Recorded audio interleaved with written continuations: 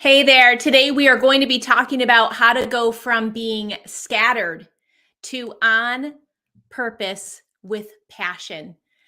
I'm really excited to talk about this topic today because I think there are just a slew of opportunities and distractions that can easily lead us to go down multiple rabbit holes, to chase the shiny objects and really feel very disorganized, all over the place and scattered. And not only does it increase our own stress and anxiety when we feel scattered and have a difficult time prioritizing, if we're content creators, it also confuses our audience. And we know that when we confuse our audience, that we lose them. If we're leaders and we're scattered, it's very difficult to model that behavior. Like that behavior just trickle down. It has a trickle down effect to our team. So that's something that there's just a multiple of an array of why we want to be on purpose and intentional versus that scattered behavior. So, one of the things that we want to think about when we're talking about this topic is boundary setting, because I feel that boundaries really come into play when we're talking about being distracted or scattered. So, that can come into the amount of screen time that we allow ourselves or the amount of endless scrolling on social media. I know that as entrepreneurs that many times being on social is a necessity, but we also have it in our jurisdiction and control to set boundaries on how often we're on and what we're consuming. So that's one thing I just want to say as an aside when we're talking about this, because you can absolutely trim that down to feel a little bit more connected to your core. And also, when you're thinking about being connected to your core, that really dovetails into what lights you up. When you're thinking about being on purpose, we have this idea of having it be conscious, having it be at a level of an awareness, or having your day be by design, something that you are intentional about versus just running around and putting out fires or being in that kind of non urgent mode where you're just kind of reacting, whether it's reacting to your inbox or reacting to situations with your team members or employees.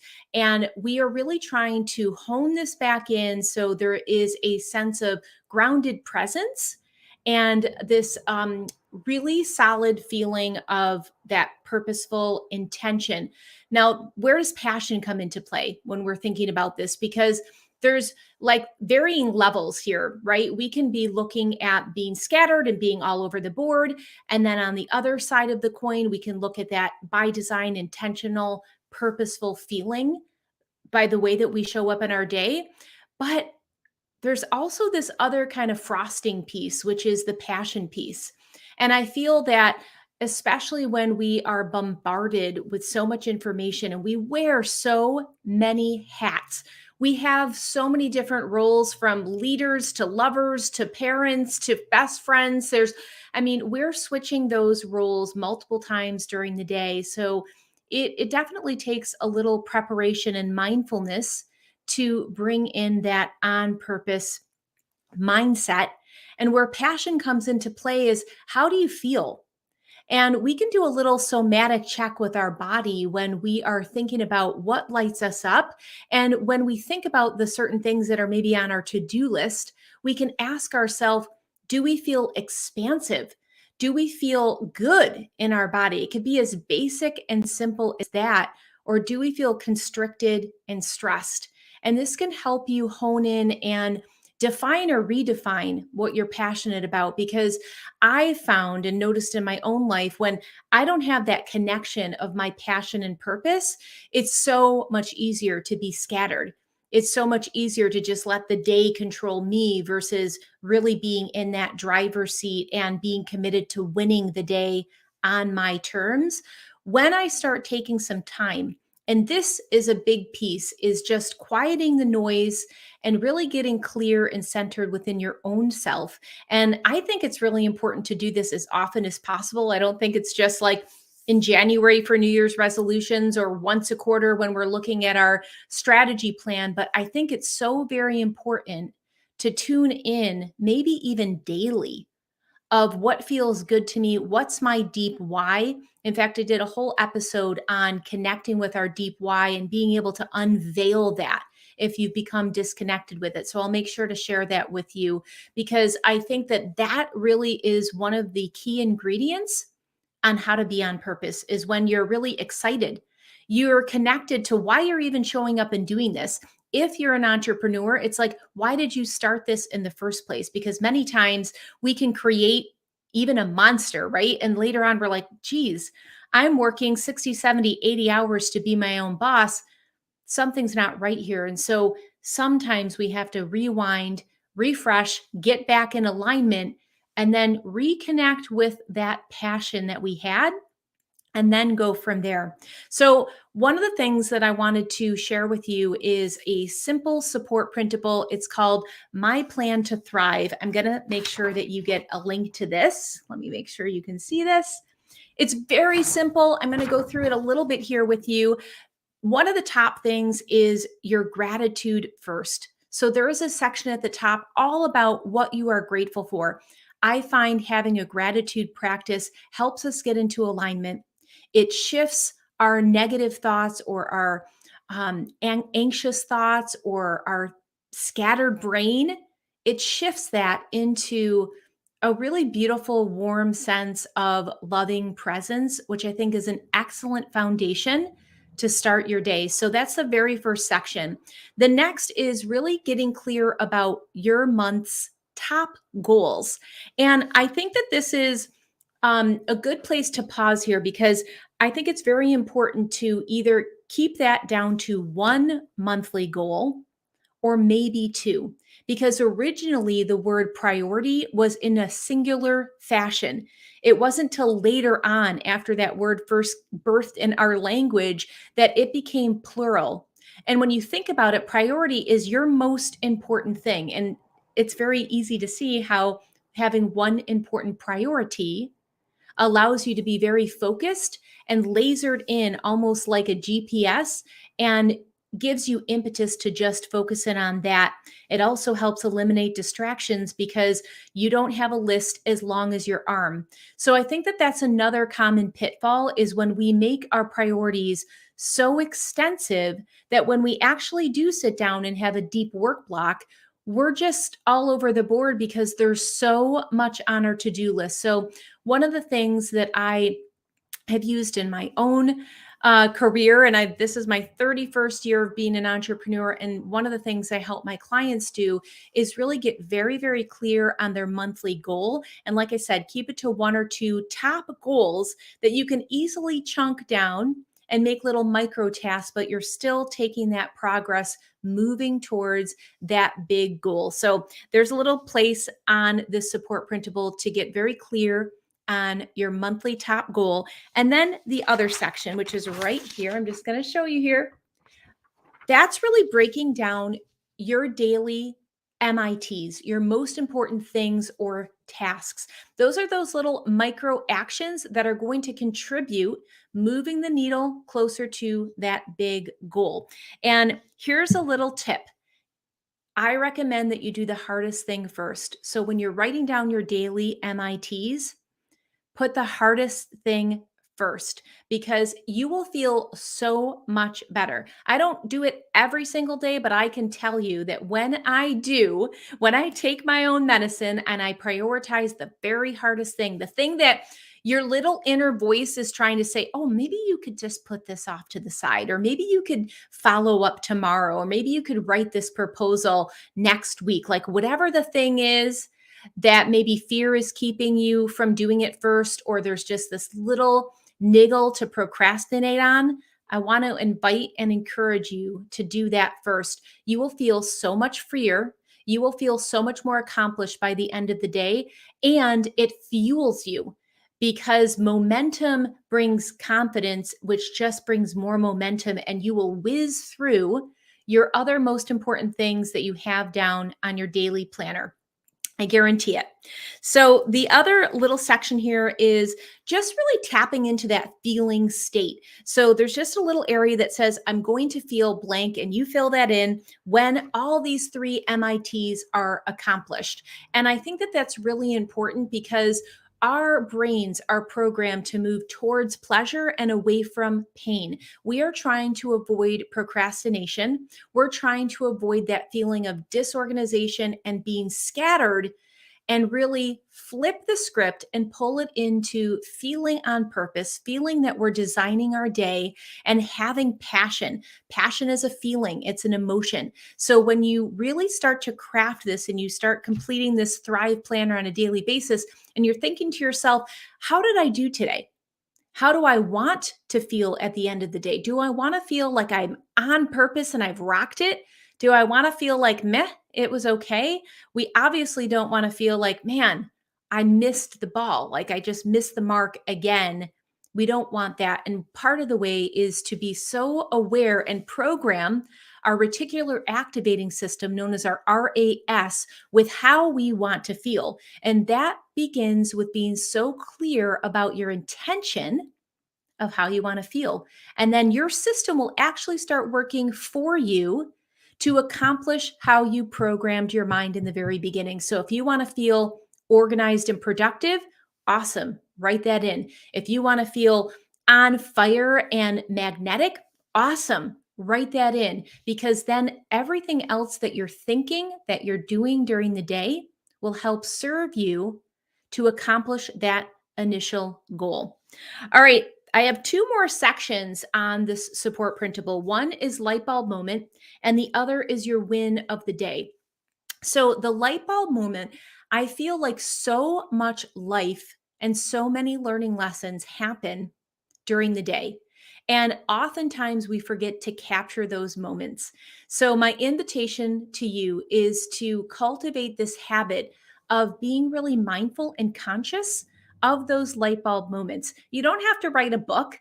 You know, if you're somebody that loves to journal, awesome, then you can create lots of different light bulb moments and keep track of that. But my invitation is just to capture one. Capture one, because I guarantee when you go back and look at that, whether you review it at the end of the week, or maybe you're even stuck on what kind of content you want to create, it's amazing when you are connected how fast you're going to be able to recollect and share this and inspire other people. So definitely keep track of your light bulb moments. And then the final section of the support printable is this win of the day. And again, especially because I know that my audience is very similar to me in the line of being high achievers and maybe a little bit of a recovering perfectionist, right? And in that, it's so easy to just plow through the to-do list and be like, great, that's done, check, move on, what's next? And we're just thinking about the productivity and efficiency pieces, which is absolutely fabulous. We need those yang elements, but we also need the yin elements, the feminine, the intuitive, the connected pieces to balance that out, to have that synergistic approach. And part of that is really being aware into this mindset of celebration and capturing what your win of the day is. This is another little caveat that I want to say here in this win of the day. So many times we are thinking that it needs to be this ginormous win, like we booked a TED talk, or we've gotten our first draft of our book written. And I think that that sets us up for disappointment and failure. And so my invitation is really thinking about even small wins, especially small wins, your micro wins, just as much as you were breaking down that big monthly goal into micro tasks for your most important things of the day. You want to be thinking about your wins as micro wins. It could literally be that you pushed yourself to do a live stream. That's absolutely a win. It could be that you approached a team member and initiated a challenging conversation and you held your cool and you were really mindful of your interpersonal relationships and your stress tolerance. an absolute win.